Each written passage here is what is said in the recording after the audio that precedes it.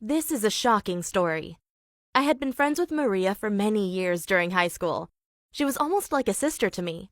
We helped each other get over heartbreaks and defended each other against mean classmates. But Maria had problems at home. She and her parents didn't get along, and on her 18th birthday, they kicked her out. That's why she asked me if she could move into my home for a few days. She was my best friend, so of course, I said yes. And for the next few weeks, my dad paid for all her meals and other expenses. You see, my parents had divorced several years earlier, after my dad had received a big promotion at work. Suddenly, he was making 3 times as much money as before, and it changed him. He started showing off by buying a nice new car, and unfortunately, he also got himself a side chick. When my mom found out about her, she immediately broke up with my dad. To this day, I haven't forgiven my dad for betraying my mom. But since then, he also became an even bigger jerk. So what happened next shouldn't have surprised me.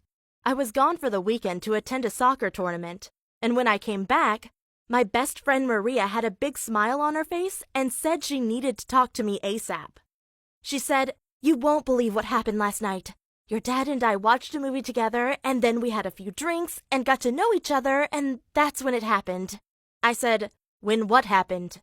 And Maria said, "Well, we made out a bit and then we went a bit further.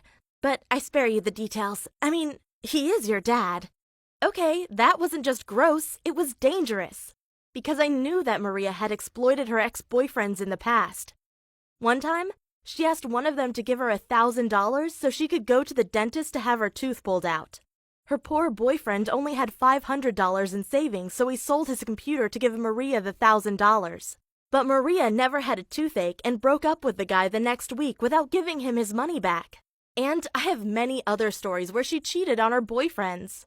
So of course, I didn't want her to date my dad, especially because she knew he had a lot of money.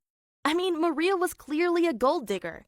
And after her parents had kicked her out, she was probably on the lookout for financial security. And my dad was her target. Well, the next weekend, they officially announced to me that they were dating. And to celebrate their relationship, they drove in my dad's sports car from Los Angeles to Las Vegas to spend the weekend there. When Maria came back, she told me about all the things she had done with my dad, including losing $20,000 at a casino and renting a hotel suite for $2,500 per night.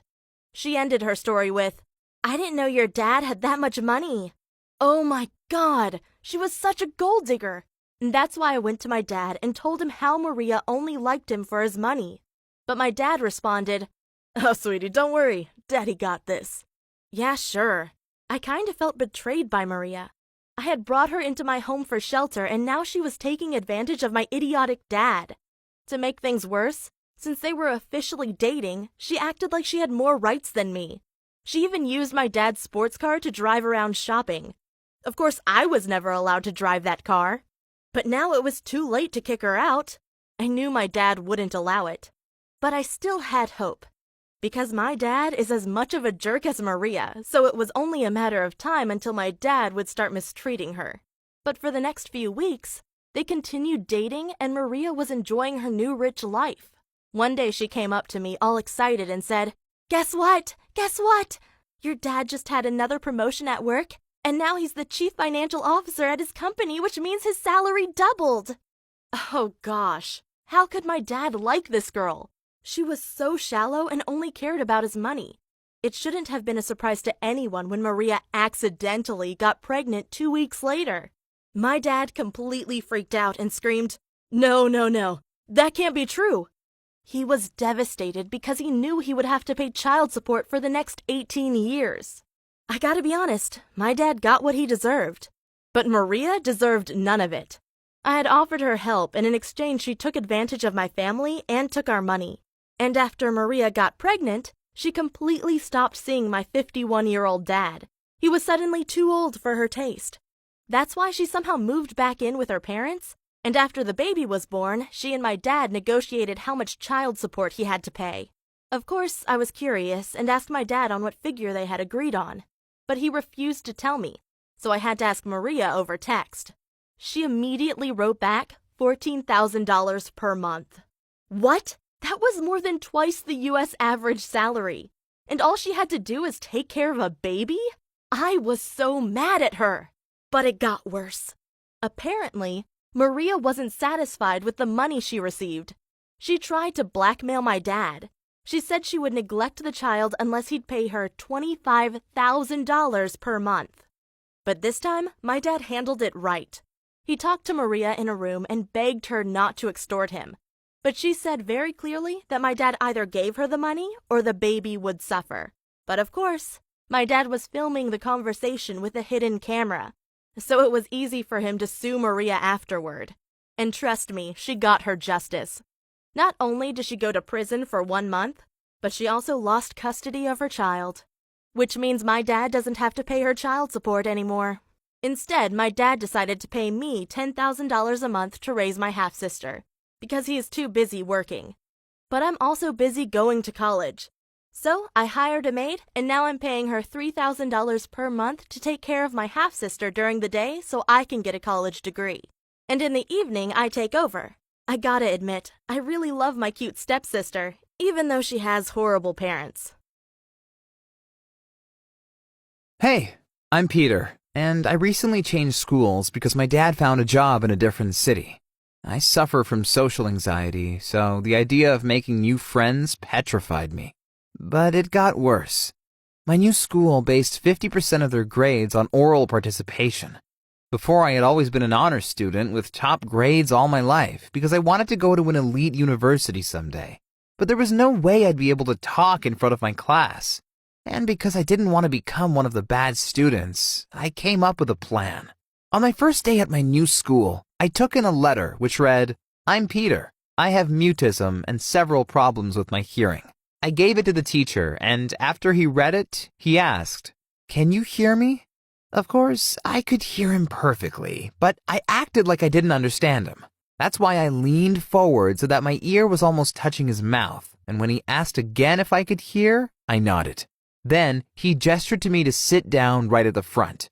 I was so nervous, my heart was almost jumping out of my chest. But it was worth it. Everyone believed I was mute and deaf. After that, my teachers only gave me written assignments, and I didn't have to do any PowerPoint presentations or answer questions in front of my class. But there was one problem left. My gym teacher, Mr. Gary. I could tell he didn't believe I was deaf or mute, but of course he still had to treat me respectfully, or otherwise someone could have accused him of mistreating of a retarded person or something. But one day, he crept up behind me and yelled, "Boo!" I jumped and let out a little scream. Afterward, Mr. Gary talked to me inside his office. He said he'd called up my old school and learned that I could speak and hear just fine. That's why he asked why I was faking being mute and deaf. Well, I told him everything about my social anxiety and how I didn't want to fail my classes. Luckily, Mr. Gary turned out to be really cool. He said he'd keep my secret and even told me I was one of the most badass people he knew for pulling this off. Wow, maybe he was right. Maybe I was badass after all. I understand that some people would argue that I should face my fears and practice my communication skills instead of avoiding to speak. But they don't understand that my social anxiety is so bad that there is no way on earth I would raise my arm and speak in front of my class. And this way, instead of getting an F for my oral participation, I'm only graded on my written work. And that's 1,000 times better, because it will allow me to go to Stanford or MIT someday. And pretending to be mute and deaf isn't easy either. Imagine someone makes a really funny joke in your class, and you have to hold back laughter. It sucks, and it makes you feel very isolated. Especially because I can't talk to the other kids in school, because I can't risk them telling the teachers that I'm only pretending. But there is one boy who I trusted enough to tell him my secret. You should have seen his face when I told him I could speak perfectly well. My parents know all about it too. I had to tell them because there was a parents' day at school, and I couldn't risk them telling my teachers the truth. Luckily, my parents were okay about it. They agreed that my grades were more important than answering questions in class. When they found out why I'd done it, they were really supportive. They didn't know about my social anxiety, so they signed me up for a public speaking course to help me overcome my fears. The first time I went, I broke down in tears when it was my turn to speak. It was so embarrassing. But everyone was really kind, and slowly I'm getting better at talking in front of other people. Maybe one day I'll be able to tell the truth at school, but not yet. Thanks for listening, and please subscribe to this channel.